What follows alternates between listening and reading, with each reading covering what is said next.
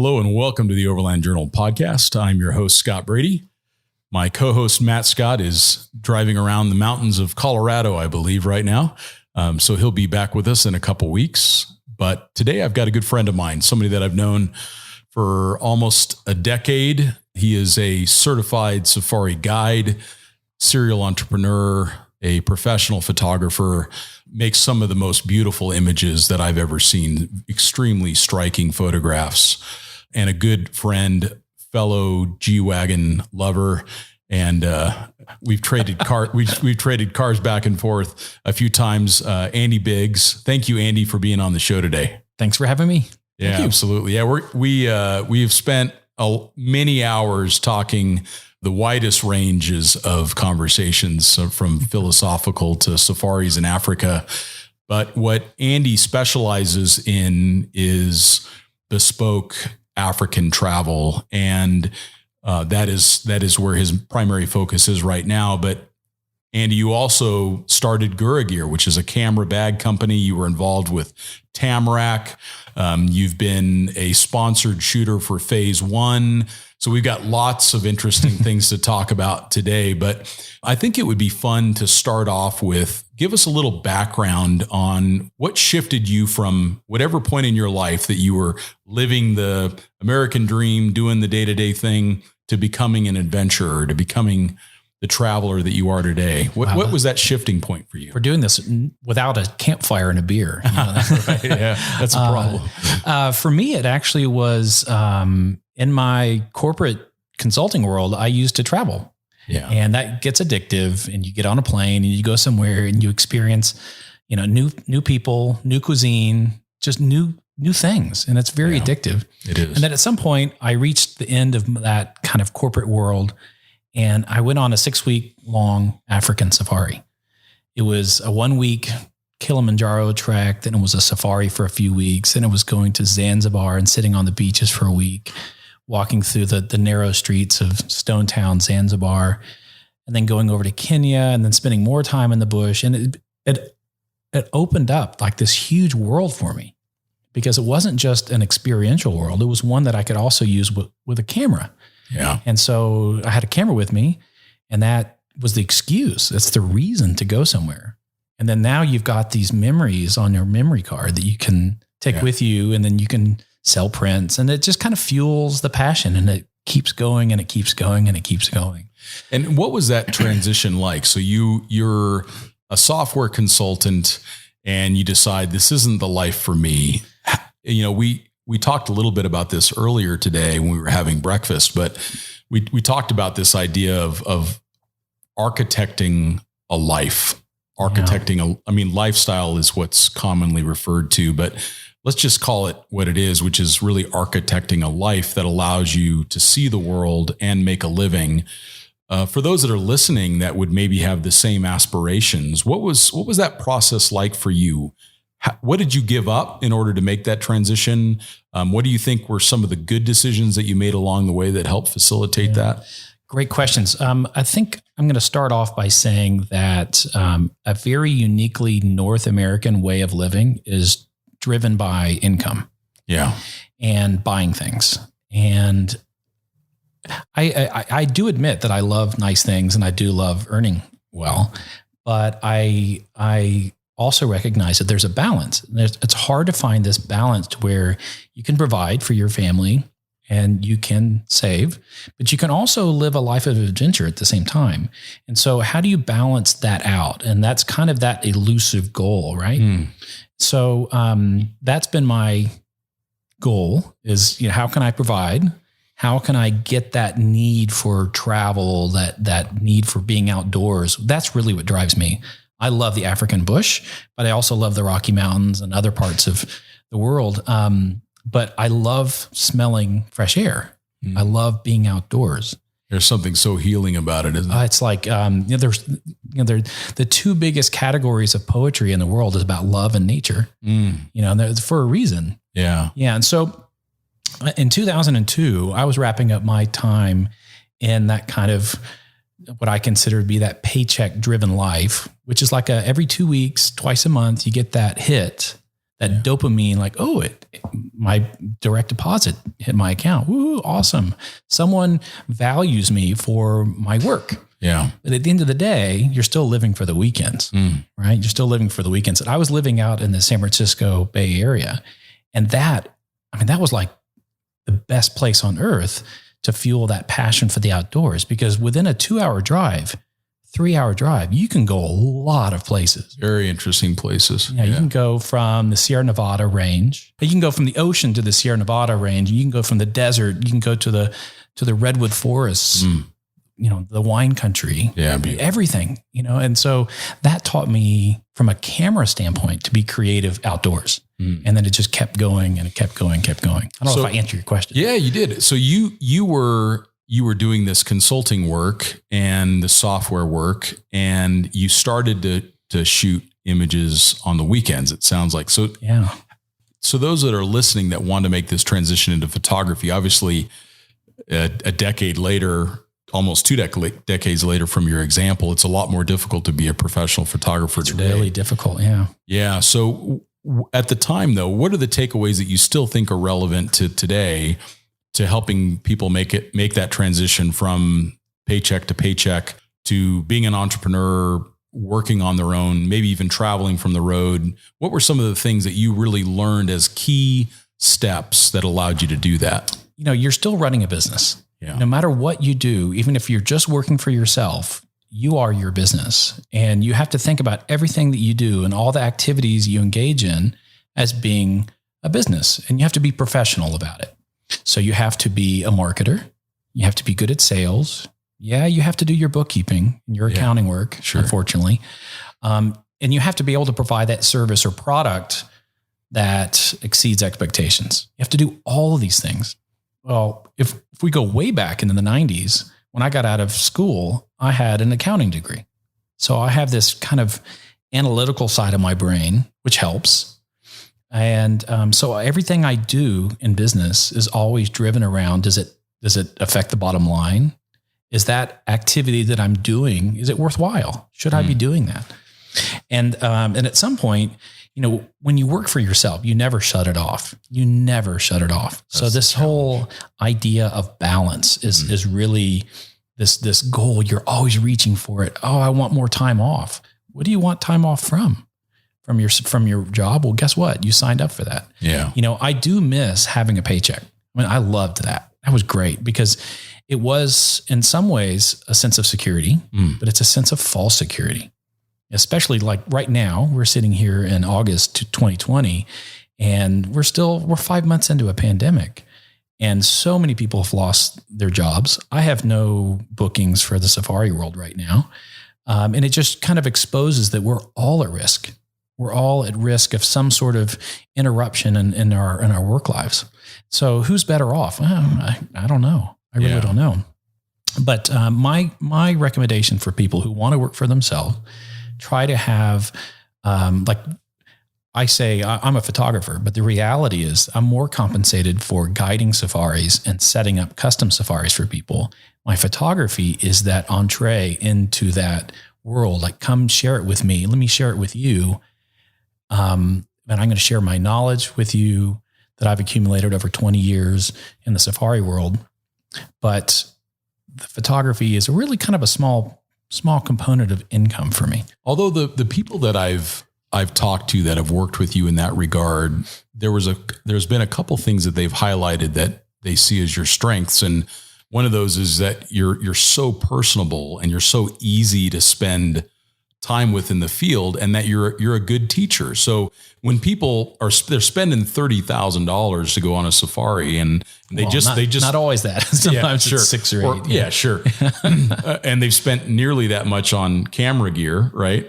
Yeah. And they want to capture those images in the field. I think that, we talked about this earlier, but when I look at how you've kind of architected your life, I think you did a couple things that were, I believe, important, and it reflects also what I experienced in my own transition from professional career into my own business. Is you were fairly well diversified. So you had photography work that you were doing, and you had some incredible images that were featured throughout all of the Banana Republic stores, and I remember seeing them in the stores. Those images were stunning, and we'll put those in a couple examples of that in the show notes. But beautiful images. So you were drawing an income from those kinds of opportunities. That was also fueling interest in people learning photography from you, Right. Which was also fueling the opportunity to lead the safaris, which was also fueling the opportunity to design camera bags for Gura Gear. And do you think that kind of model still has merit, or are things so vertical and specialized that diversification is less possible? Oh, that's a really good question. I would say that no matter what business you do, you have to choose. Am I going to be a specialist in something and own it and get it? Or am I just going to become a generalist and be really good at a lot of different things? Well, for me, in my business, I have to have many different income streams to try to insulate myself from, typical business cycles, finicky customers. Sure. So let's say, I offer some safaris on my website that are what I call open enrollment safaris. Here, I've put these together. Come join me. We start on this day, we end on that day. And then I set up custom bespoke safaris for people. So let's say they don't want to travel in a group or a small group. They want to go on their own. I sell prints. I license photographs for other safari companies that are trying to market their own services. Banana Republic has been a customer of mine in the past. That was a great project we did together. But that's been 12 years. Yeah. It's been 12 years. I can't believe it. So the point is that I just have to rely on a lot of different things to get me through. Right now, for example, travel's dead for the moment. So I'm just concentrating on building a new website. I'm doing some fundraising events, selling my images for the benefit of some of the conservation organizations in Africa. I'm staying busy. Maybe they're not doing the best from an income standpoint, but it's keeping me relevant, visible. Maybe recharging yourself a little bit. Yeah, it's actually been nice to be home for a little while. It's very unusual for me. Normally in a given year, I'm gone on safari 15, 18, 20, 22 weeks out of the year. That's a lot of time in an airplane, a lot of jet lag. But once I get there, it's like, that battery level's at 100%. There's something about landing in Africa that is just so exhilarating. Oh, it's the best. The best. Yeah, no question. And I think I'm in the same boat too. I mean, I have traveled less this year than in recent memory, probably over a decade. So it's definitely been very, very busy for me in other ways too. So it just feels like I was listening. Ryan Holiday is a really thoughtful author, and he was talking about the pandemic, and he was mentioning, is this going to be a live time for you or dead time? And I think a lot of people, they have decided that they're going to just plug into Netflix and kind of disconnect for a little bit. Yeah. And there's nothing wrong with making that decision, but you're not building for when things start to open back up again. And for me, it's like, for example, just being able to fully organize this shop and go through all of my gear. And I realize I've had this for 10 years, or the batteries are dead in this thing. Yeah. And it's been very productive. Have you found that same kind of opportunity? It's been the best 5 months so far. It's not what I would have chosen. Right. But every day that I wake up, I try to think of, is there something I can learn today? Is there an experience that I miss or haven't done that I want to do? So sometimes that's trying a new grilling or barbecue recipe, or new wine, or maybe it's going to the gun range and shooting something I haven't shot before, or just hanging out with a friend. Sure. Socially distanced, of course. Yeah. But the point is that I'm now doing the things that I haven't had time to do in a while. It's getting long in the tooth now. I'm ready to get going again. And so that's actually why I'm here in Arizona, two states away. Yeah. Starting to get moving again, which feels good. Yeah, for sure. And we just finished a long 3.5 week road trip, overland trip, all throughout Colorado, Moab, the Tetons, the Black Hills. Just did a big loop. And you did that with your family. You have 2 kids, right? I've got 2 boys, 12 and 14. And we just, we flew into Denver, rented a Jeep, 4-door Jeep, and took off. And now that you've done that multi-week trip with, nearly grown kids. What were your takeaways from that? What did you learn about traveling with kids that you think might help somebody else for the same situation? Yeah, well, they're very active. So they love to wrestle in the back seat, and a car that's not that large. Right. It's not like we rented a Suburban or something or a big Sprinter van. No, right. I didn't want that. I wanted to be more nimble, be able to go wherever I wanted, however I wanted. What I learned is that my kids quickly adapted to a life without electronics. And that was really nice. So did you put some boundaries in place on how often they could play their games, or just none at all? None at all. Like you can't bring it. Oh, that's awesome. Sorry. Now, did you do something similar? Did you kind of disconnect a little bit? I did during the day, but when we got back to the cabin at night, I would have to do some. Yeah. Get caught up on work. I mean, I'm in the service industry and I can't go off the grid for too long. Yeah. No, that makes sense. Yeah. And when it comes to safaris, those that are listening, I know in the questions that we've polled our readers and our listeners on, one of the more common places that people want to travel is Africa. And from my perspective, there's a lot of great reasons to do that. To me, it's one of the places on the planet I feel most at home. But if someone is looking to go to Africa, not just from an overland perspective, but to actually have that full Africa experience with wildlife and nature, what's some advice that you would give them around that, like self-drive versus having a guide? What countries should they go to? Let's talk about that. Well, just like any kind of travel, first understand what your needs are and your requirements are. Like, what do I want? Do I want a 4 seasons experience out in the bush? Do you want to be sleeping in a dome tent that you pitched yourself? What is it that you're after? What does that experience feel like? And I would say use adjectives to describe to me, if I'm going to plan your safari for you, tell me using simple words. What is it?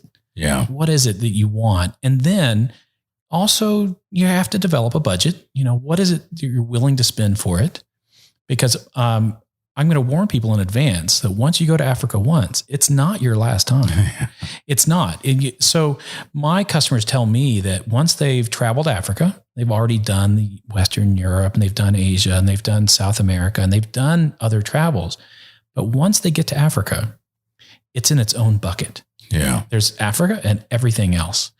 Because Africa basically just opens up a new door, more opportunities. There are 55 countries in Africa.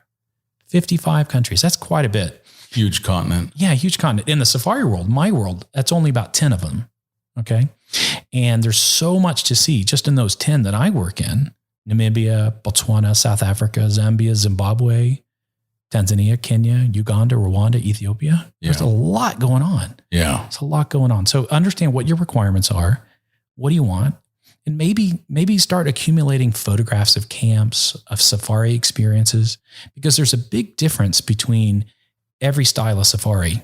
If you just said, well, here's my budget, pick a number, it's probably going to not deliver as much as you think it will. It's going to cost you more. Yeah. So let's say you choose an overland safari where you do self-drive and you drive into Kruger National Park in South Africa. That experience, you're going to have to rent a capable vehicle. You're going to be self-catering, which means you're cooking your own meals. You're going to have to plan for that. So that actually takes more days out of your time allotted. Let's say you want to go for 2 weeks. You need a few days just to prepare, to go grocery shopping, get all ready. And that's, every day that you're renting a vehicle is $150 a day for a nicely kitted vehicle with rooftop tent and all that kind of stuff. It starts to add up. It really does. And I remember having done both guided and self-drive safaris in Africa. One of the things, with the exception of the Okavango Delta, which is literally the Garden of Eden in my mind. It's the connoisseur safari. It really is. I mean, I couldn't drive 20 feet without seeing game, but everywhere else that I've done self-drive, if you don't have either a very experienced local or a lot of luck, you don't see that much wildlife. Whereas when I've been on any kind of a guided safari, I mean, everything from wild dog to lion to, just the most incredible experiences, because these guides, they know where the animals are. They're intimately familiar with the environment. They communicate well with the other guides in the area. so that they can give each other tips on where things can be found. And it's definitely been a lot more rich. And one of the things that I really liked about it was it removed that element of needing to drive and navigate and worry about the vehicle. And I could really just kind of soak up and experience that moment in nature with those incredible animals. And I think that for myself, that was definitely a lesson that it doesn't always have to be self-drive. Yeah. As a guide, I will tell you that finding something worth watching or taking photographs of, that's probably 10 or 20% of the work. The rest of the work is basically being a host for the country, for the camp, for the area. We're interpreters of nature. We explain everything, and we try to do it in a way that makes sense. You can actually digest it. So we throw out these golden nuggets all day long. Yeah. And it's up to you to pick them up. Sometimes it just goes over people's heads. They're like, yeah, I'm not interested in that animal or not that, that little stat. But sometimes people just take it in like a sponge. Yeah. It's great. We have to entertain people through stories, through knowledge, through teaching throughout the day as we're driving around. And then when we find our subject, then we have to explain a lot about it. For example, what is it? Maybe what's the scientific name? Why is that scientific name interesting? Why is it relevant? Like the African plains elephant is the Loxodonta africana. Loxos is the word, it's a Greek word for pointed. Donta is tooth. So it's a pointed tooth. Their mouth basically comes to a point in their mouth and their teeth. And then we explain what the subject is doing, why it's doing that, and then maybe how to photograph it. So we basically repeat this all throughout the day, and people just pick it up. And if you're on your own game drive, you can find things, maybe not as much, but you're also missing out on all of those other factoids. Yeah, so I would say, totally absent. I'm going back to your original question is like, how do I advise somebody? I would say, you're figuring out your budget and you're figuring out what do you want out of the experience. And if I had X dollars to spend, I would spend it on trying to line up the best guide I could. It doesn't matter about like the thread count of your linens in your bed and all the other things. Those become secondary because you're always going to be well cared for. You can be taken care of. All your expectations are going to be exceeded. But that safari experience, you're spending so many hours in the day in a vehicle or on foot or both. You want somebody interpreting that for you.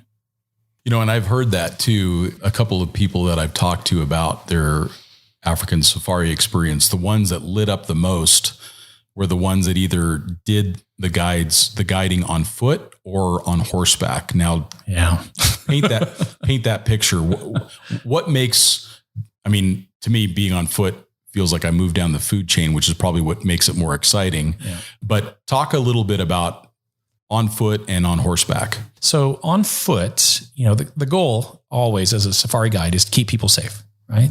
And so in order to keep people safe, you have to put in certain protocols to make sure that they are safe. And therefore you walk a certain way, you have a weapon, you're quiet, but we're also intentionally most of the time, not taking you on walks in areas that are heavily populated with predators or dangerous animals, not necessarily predator.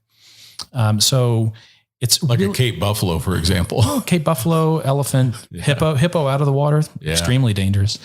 But we want that experience to be interpretive, interesting, thrilling. So we're usually focusing on the smaller things, the scat on the ground, what animal eats what, right?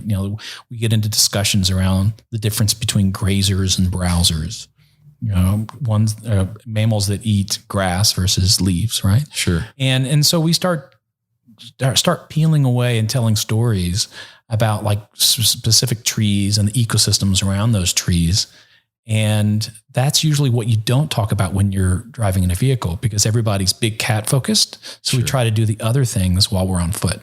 Very cool. Yeah. And then on a horseback, that actually is what I consider to be more dangerous.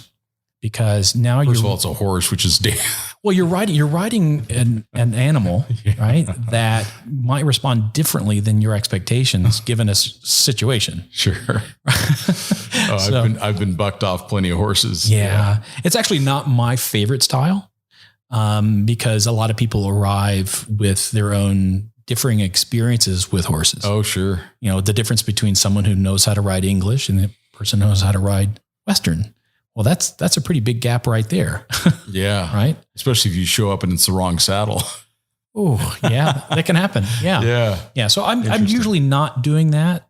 I'm not a horseman by practice. Yeah. So it's not my comfort zone. Yeah, sure. Yeah. It's just so interesting how many different ways that you can experience Africa, and then even how dramatically the conditions change. Like if you were to compare Zimbabwe with Namibia, I mean, it seems like they're two different planets. Yeah. It's like, you know, every country has a different experience range given a time of the year. For example, the farther away you get from the equator, your seasons are going to be more pronounced, right? So let's say you make it all the way down to Namibia or South Africa or Botswana. Well, a July winter is very different than a November, December summer. Yeah. Very different. Very different. The rainfall, the vegetation, migratory patterns. Yeah. And if you read books, they'll often tell you to avoid rainy seasons. Well, I think that's bad advice, because maybe the rainy season actually accomplishes somebody's goal that they want. They want a lush green safari. And a rainy season in Botswana, remember it's the Kalahari Desert. Rainy season in Botswana is very different than a rainy season in Seattle, Washington, right? Sure. And so it's not that much rain. We get rain maybe 4 days a month during the rainy season, maybe 6 days. And that's usually an hour at a time. It's not that rainy. And it seems like some of your most dramatic photographs come from those desert environments. Yeah. I'm a desert rat myself. I love the desert, but I love when the desert comes alive during the rainy times of the year. So photographers, I'm kind of going back into photography mode here, but photographers want drama. And we get drama typically from shooting in violent weather situations, the edge of light situations, like right when a storm comes through or after it's come through. That's what we want. That's when you get the dramatic light. Yeah. The thing I think that was so striking about your images is how you'd have an elephant moving through, let's call it the Kalahari. And, you know, the elephant is sharp in focus, a lot of contrast, black and white photograph. And then there's this technique that you've used where the background is almost absent and the animal just stands out so starkly in the photograph. And what were you typically shooting those photographs with? So I'll have two answers. First of all, if you pay attention, so photography by definition is photography, writing with light. So it's light writing. Photography is often like the success of your photographs are usually through your composition, not through how you process it or anything like that. It's how are you assembling the subjects and the shapes into your scene? Well, I would say that one of the best things to do is to separate your shapes. Like if you want that elephant to show up, make sure that its background and foreground are dissimilar to it in tone and in texture.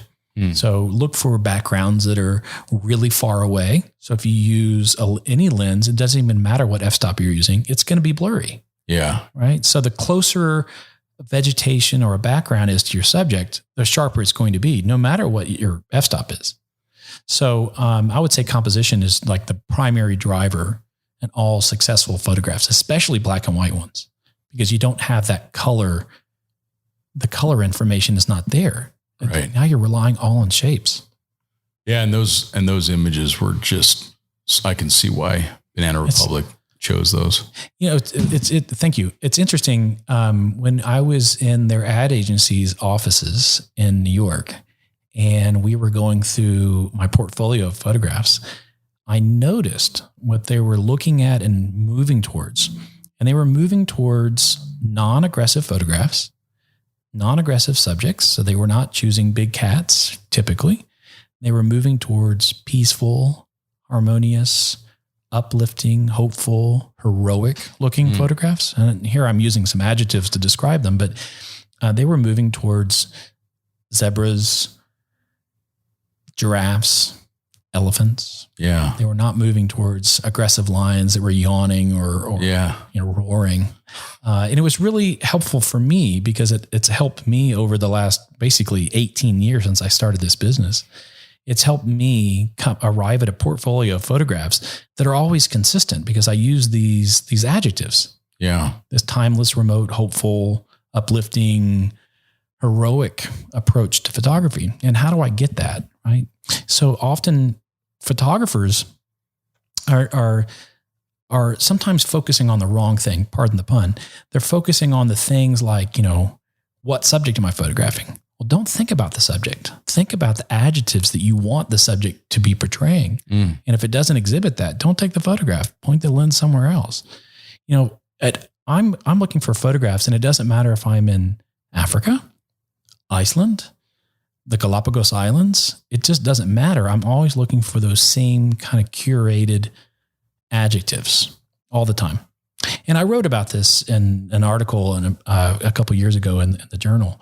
And it helps me take my photographs, not process them. It helps me capture which ones that I want. And I know when I take that image, I'm like, oh, I know I'm going to pay attention to that one when I get back home. Yeah. And for those that are listening, Andy has contributed on several occasions to Overland Journal, and we'll put a link to some of his articles that have been featured in the magazine. We've always appreciated his approach towards the telling of a story visually. And that's what Overland Journal has always attempted to do, is tell that visual story as you turn the pages. Yeah. I mean, photography is storytelling, right? The challenge is that, photography is a visual activity. And so if you're telling story with photographs, you have to almost assume that there's no dialogue. There's no written dialogue. There's no spoken dialogue to describe what's going on. So everything that you are trying to say in a photograph, you have to communicate it in that photograph. It has to be somewhat apparent. Years ago, a National Geographic photographer that I did some assistant work for 20 years ago on weekends, he taught me a very, very important lesson. He said, Andy, when you go out and take photographs, you have to think in your mind, am I out to capture one photograph to tell a story, or do I need multiple images to tell a story? The average coffee table book contains around 130 photographs.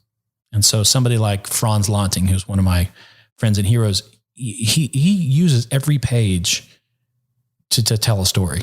He needs the entire book. And then the guy I used to work for, his name was Galen Rowell. He was after the single photograph. And we were sitting there having lunch, barbecue in Bishop, California, and they were telling me their approach. And that was probably the best advice I've had coming my direction as a creative person. What could I use that was easy to understand? It was this idea of storytelling. Do I want the one photograph above the mantle in the living room, or do I need the book? Well, I'm the one photograph guy. That's what I am. No question. Yeah. And so I know that, but it's as a result of being taught that by them. That was really good advice. Well, and thanks for sharing that with us today. That's awesome. And, we do talk technically on this podcast too. And I know that beautiful images have been taken with iPhones, and incredible images have been taken with Hasselblads and everything in between.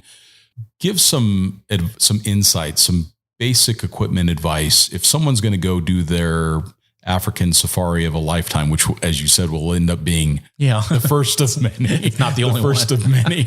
But what are some, it doesn't have to be specific models, but what are some things that people do need to plan for around their equipment for Africa? Rent or buy. That's my first kind of decision matrix right there. Because right now you've got in North America, you've got multiple rental outlets. You don't have to buy anything if you don't want to own it and use it after your safari. So I would say figure out do I want to own something after my safari? Will I use it? And if the answer is I want to own it, then start building a kit around lenses, not cameras. Lenses are going to be with you for a long time. Invest in really good lenses. Maybe not the long lens for your safari because you might not use it, but the other things like your 24 to 70 kind of focal length, your 70 to 200s, the staple, the workhorse lenses. Buy good quality glass, build your camera around it, and then maybe augment that for your safari with a rented long lens. So I would say that 400 millimeter f2.8, that's the one you rent, right? Yeah, exactly. Yeah. I always tell people, for your biggest lens on safari, bring the biggest lens that you can afford, bring the biggest lens you can carry and want to carry. Yeah. Because some people say, give me the best. Well, the best is going to weigh 15 pounds and it's going to cost 15 grand. Do you really want that? Are you really going to use it after this safari? Can you pick it up? Yeah. I think every time that I photographed animals in Africa, I've always realized that I didn't have enough focal length and it wasn't fast enough. And that was, the bodies are amazing and they shoot in low light better now than they ever have. But I always need, if I had a 200 millimeter, it was way too short. I really needed a 400 millimeter. You know what though? Always use whatever lens you have, use it for its benefits, not for its weaknesses. Meaning, let's say I go on safari. My longest lens is 200 millimeter equivalent. Well, you're not going to be very successful photographing little birds, but you may be successful photographing herds of elephants walking across a field where you've got your clouds are included, your grass is included. You're telling this story of this bigger place. We all know what a giraffe looks like. It's got 4 legs. It's got a long neck and spots, right? Yeah. And back to scientific names, it's the Giraffa camelopardalis. Camelo, it's a camel, and it's pardalis, which is a leopard. So it's a leopard-spotted camel in Latin. So the point is that we know what they look like. We don't need to fill the frame with them. Because our brain fills in all of that information that we know since we were little tiny kids, what these subjects are in books, right? So I'd say the biggest room for improvement for somebody on their first day on safari is to actually zoom out. Because often people are cutting off tails on the edge of the frame. They're cutting off the hooves, the bottoms of the legs. They're doing that. They're going in so tight where they're actually forgetting the bigger picture. That's great advice. Yeah. So I don't own big cameras, by the way. I sold my longest lens probably 5 years ago. I had a Canon 200 to 400. Before that, I had a Canon 500 Prime. I sold them. I don't shoot that way anymore. It's not that it's bad. It's just that I kind of honed in on the storytelling that I wanted to tell.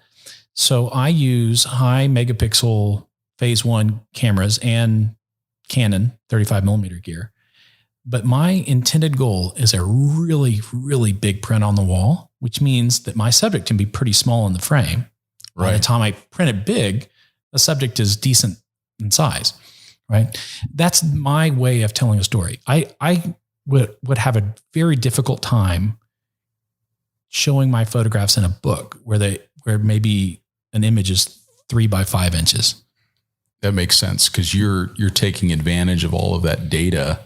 I mean, you showed me that phase 1 camera that you're carrying today. That thing is awesome. I mean, that just the lens is like a work of mechanical art. Yeah. Yeah. I mean, that's a Rodenstock lens and the phase 1 back. I mean, they're made in Denmark. Handmade in Denmark. They're amazing. Yeah. I mean, and the images, I mean, those that are listening, many of you will know this, but buying a $100,000 camera doesn't give you a $100,000 image. No. It gives you the opportunity to take a $100,000 image, but certainly like you said, the composition, the light, the subject, are you telling a story? Yeah. But my requirements are very different than most people's. Remember we're back to multiple income streams. So a print sale for me through an interior designer for a client that maybe, let's say, a law practice where they've got 3 conference rooms, they've got 4 hallways, they've got a reception area, and they need 18 to 20 photographs, and each of them are at a minimum 30 by 40 inches. And they want them all around. Well, that puts me in a different need category than someone just looking for one photograph that's 10 by 15 inches. Sure. It's different. It's just a different set of requirements. With that being said, I'm sponsored. So financially, this has not been hurtful for me. Yeah, sure. Yeah. Oh, that's amazing. Now let's get back to some overlandy stuff. So you did a big drive across Africa a few years ago, right? You drove all the way up to Kenya, right? Yeah, we did it from Johannesburg, Pretoria, all the way up through. And that was a lot of fun. What were you driving? We were in a Defender 110. Oh yeah, you were telling me about your shoulder still hurts from that trip. Yeah. Oh God, man. We were talking earlier about how it's almost as if they position the seat assuming that your window's open. Yeah. Because your shoulder, it's the only way it's comfortable. Your arm is going to be hitting against that. But that was a great trip. That was a great trip. And that was your first long overland journey? Yeah. It's probably my first and only long one because most of mine tend to be shorter. Sure. It's a multiple country approach. That's, heading up to Zambia, Zimbabwe, Tanzania, and Kenya. It's a nice journey. It's for most people, I would say that's a 3 to 4 week trip for most people. Some people can do it faster. Some people do it a lot slower. I would like to do one through Angola sometime. Yeah. That's opening up now. That's my goal, especially Southern Angola. Well, we got to plan that. Yeah, let's do it. Let's do it. Yeah. Grab some Entdecker G-Wagons and go do that. Oh, Entdecker time. Yeah. So that leads to our next couple questions. So you have had some interesting vehicles and we've actually traded them back and forth a few times. So I know for those that are listening, I got a 1995 long wheelbase Range Rover Classic from Andy many years ago. And I did a bunch of work to it as one does with Range Rover Classics. Yeah, it's a continuous thing. And I drove it back from his place in Houston, had a wonderful drive through Texas and everything coming back. And then I had the vehicle for maybe 3 or 4 years, something like that. And then one day you said, "Hey, Scott, what are you doing with that Range Rover Classic?" I want it back. And then you got the car back and you did a full restoration on that. Painful. Yeah. I did a full floorboard replacement, rust mitigation, you name it. And the work that you did on it and the work that I did on it has positioned it really well to sell at auction. Yeah, for its future owner. Yeah, but all the work's been done. Someone's going to have a great vehicle. Yeah. And you've got a 70 series Land Cruiser that you keep available to you in Kenya. Yeah. And you've also now owned a couple G-Wagons. Talk about what your experiences are with the G-Wagon versus the Land Cruiser. What do you see as being the strengths and weaknesses of each? Ooh, that's a really good question. Well, first of all, one of them has this sense, this pride of ownership that it just, G-Wagons are so well built. When you close a door, it feels like perfect machinery being closed. Closing a bank vault. Yeah. Yeah. Oh, it's just amazing. It's amazing. You don't get tons of articulation. It's not the great rock crawler kind of a vehicle, but it's a great go anywhere kind of a vehicle. It's really well built. It's durable. It's not too big. It's pretty heavy though. Yeah. But it's not too big. Yeah. And I like and appreciate how well built they are. Since 1979 until the latest version that came out, which I think is really unattractive, it didn't change. The outside body panels were the same. Yeah. I just think it's one of the most beautiful vehicles ever designed. With that being said, I think the Range Rover Classic was as well. Yes, for sure. Yeah. But when it comes to the Toyota, the 70 series, unfortunately, we don't have them here in the States. They are just workhorses. They're affordable to maintain. They work really well. There's a lack of passion with them. but you know that every time you turn that key, it's going to turn on and it's going to go. And when you're in the middle of the Delta surrounded by predators, it's nice when that starter kicks off every time. Yeah. I mean, it's a workhorse that is timeless, but at the same time, it does lack that eagerness when you put the key in your hand and you're walking out to the car park to go drive your vehicle. I don't have that with a Toyota or a Lexus product. Sure. With the G-Wagon, you're just ready to get in it. And like my last G-Wagon, which was a rust factory, but it was my test. Do I want to buy another one? Do I want to try it out? And it's the only vehicle I've ever bought and sold for more money. Right. Right. As the price of new G-Wagons go up, it just brings the floor of the used ones up. They're a fairly good investment in general. Yeah. It's become part of pop culture now. Unfortunately. Yeah. But it's such a capable vehicle. Yeah. They really are special for sure. And what's next for you? I mean, we're going to be hopefully coming out of this travel restriction and countries are starting to open up. You just mentioned that Kenya was just opening up. Where do you want to go next? What's your next big adventure for you? Oh man, I don't really know, but I think Namibia is in my future. Another Namibia trip, a northern Kenya trip, way up to the border of Ethiopia, like Lake Turkana area. Turkana, yeah. I want to make it up there. Pretty wild up there. I enjoyed it. Big time wild. I enjoyed it. Big time wild. That's on my list. Southern Angola is on my list. Yeah, photographing some of the cultures there.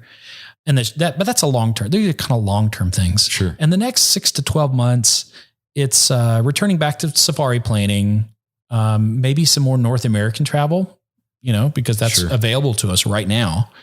And so I foresee some backcountry travel, probably Utah, maybe parts of Nevada, Colorado again this fall. I'd love to see your big print impressions of Southern Utah. That would be incredible. I've run so many photographic workshops in Utah and I love it there, but my most the times that that go deep into my heart are usually when I'm by myself or with a friend and you see something and because no one's there with you, you appreciate it more.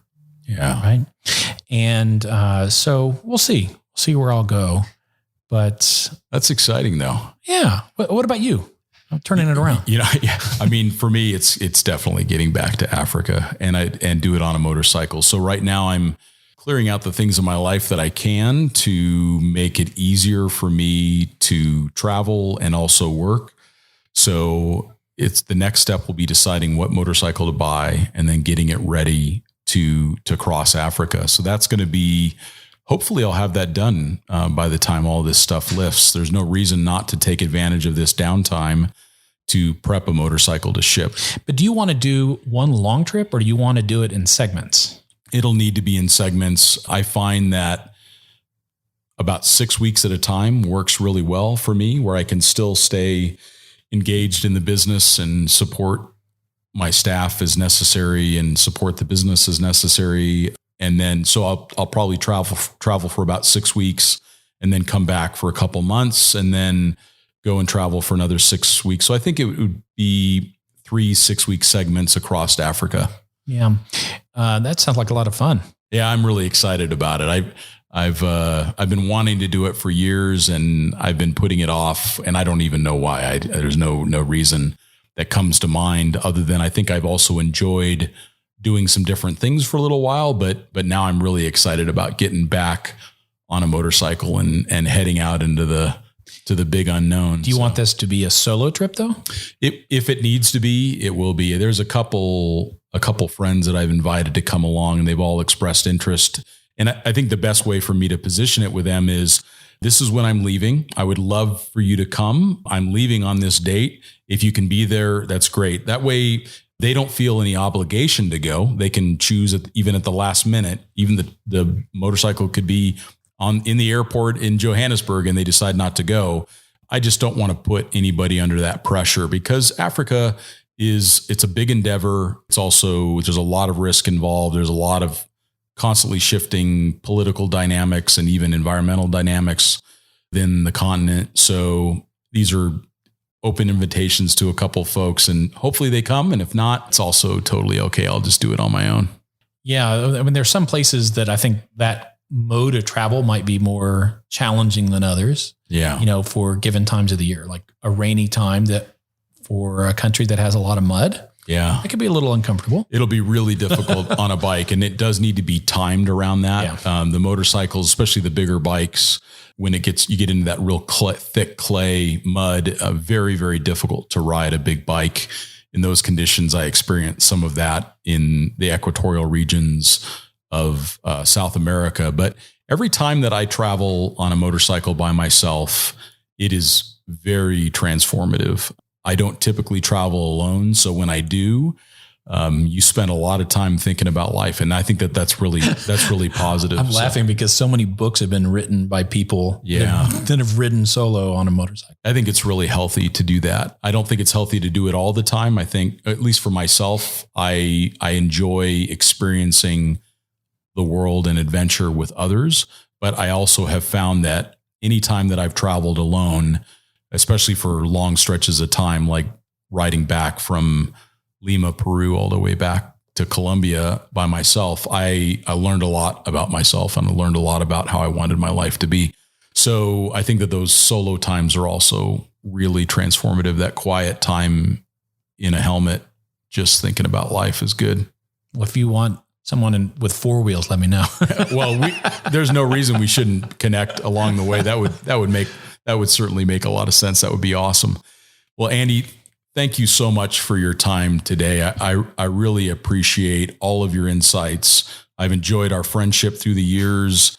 How do people find out more about you? What's your website? What's your Instagram? How do people follow you? I'm pretty easy to find. Just my name, Andy, Andy, Biggs, Biggs, andybiggs.com. And I've got an Instagram account. It's Andy Biggs Safaris with underscores in between each word. Andy_Biggs_Safaris. Yeah. Get on there and check out his images. They're absolutely stunning. And if you're thinking about making a trip to Africa, sounds like Andy would be a good one to reach out to, at least get some advice from. And thank you as always for listening, and we will talk to you all next time.